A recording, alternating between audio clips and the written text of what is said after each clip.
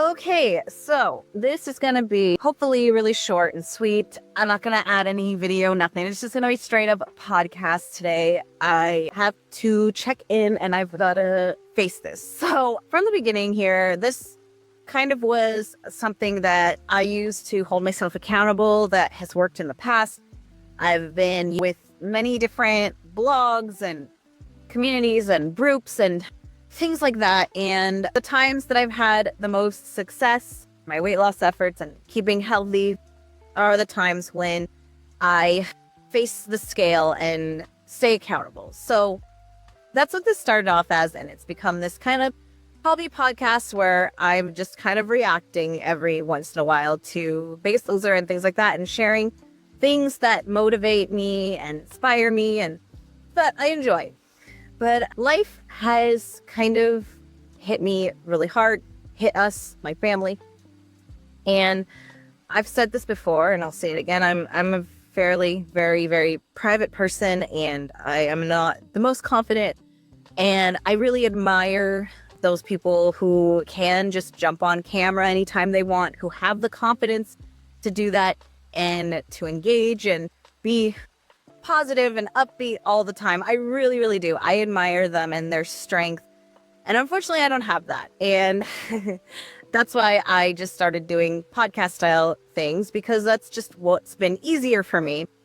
But the point of this video isn't to ramble on about that. The point is that life has hit me quite hard and I'm fairly private, like I said. So I'm not going to get into the nitty-gritty details because I will become emotional.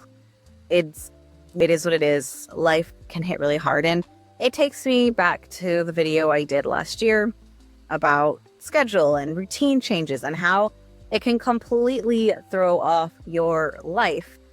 And me, being the naive person I was, didn't account for these huge, incredible life events that can also occur.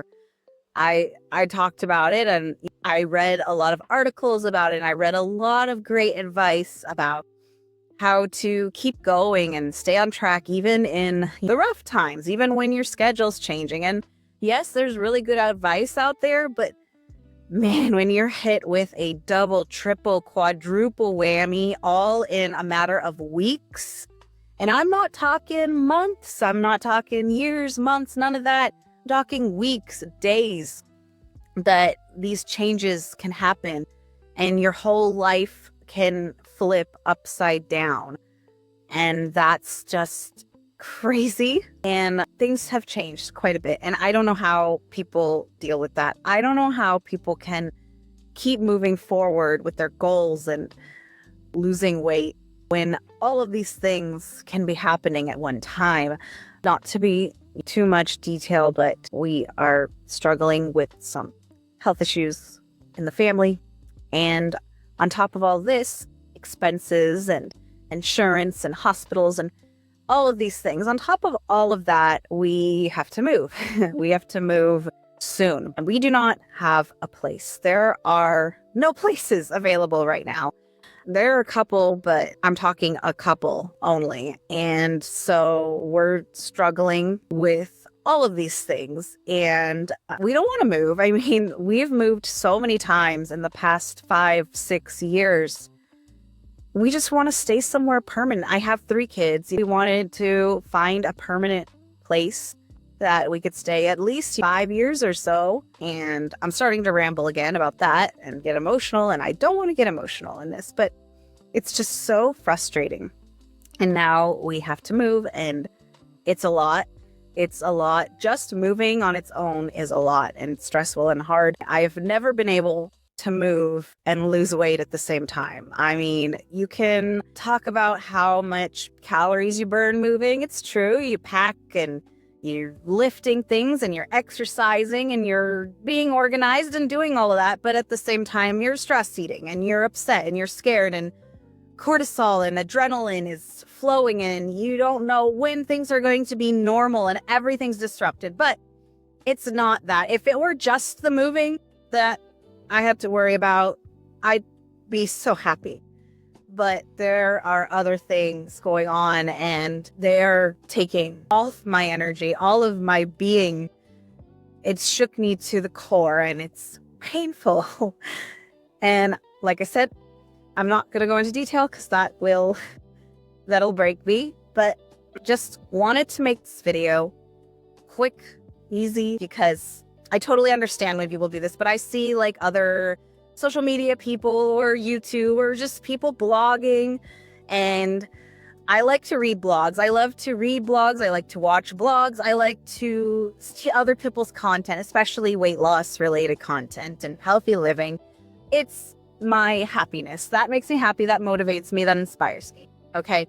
So sometimes I will get really invested in someone or some user or some family. I was just watching a Vlogmas family last year. Very sweet family with kids and everything. And they just disappeared. And other people have disappeared too. And I totally get it. I totally understand, especially with what I'm going through. At the time, I'm sad and I miss them. But now, going through what I'm going through now, I realize what can happen and how draining it can be and how it can just disrupt your normal. So I didn't want to just disappear. So I'm making this, and I'm not going to fully disappear, but I'm going to keep holding myself accountable and reacting, because reacting makes me happy and it helps me to lose weight, especially if I keep watching these shows and watching these stories, these weight loss stories. They inspire me. They help me to connect, and they help me to continue my own journey and keep myself from becoming my 600-pound life patient, because seriously, I'm a really bad yo-yo dieter. And if I didn't watch these shows, if I didn't force myself to think about this and keep weighing myself and just forcing all of this, I would be well over 300 pounds. I don't even want to know. I don't want to know how bad I could get. I am an emotional eater, and when horrible things happen or scary things or stressful things, I strictly go straight to food. And that's bad. From a therapy standpoint, that's bad. I mean, everyone has their vices. They know there's drugs and other things out there, but food is also addicting.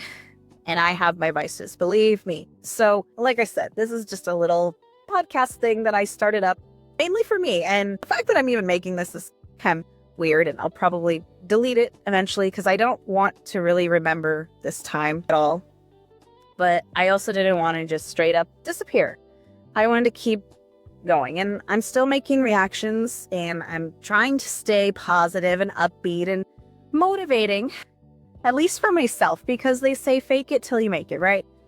They say you gotta fight depression, because depression is a monster when it gets hold of you. Depression makes you just give up, and I don't want that.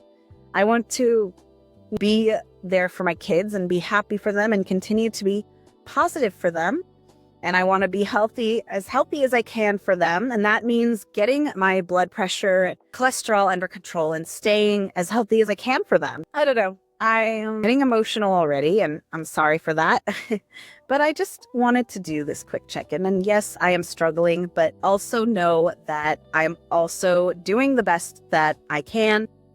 And I'm continuing my journey, as shaky as it is. I don't know if I'm going to make any progress at all. The best I can try to do is to maintain, I guess, but even that has been difficult the past couple of weeks, and I just don't feel strong, and I don't know how other people do it. I don't know how people get through these times. But that's all for today, okay? I don't have the energy to do more right now, and I don't want to be a downer. This is a thing. I want to stay positive, and I want to fake it till you make it kind of thing, and just get through the hard times and get better. That's all that I really can say without becoming even more of a mess than I am already. So I hope that everyone out there is doing well, having a great journey, and reaching for your goals one baby step at a time. So happy goal getting.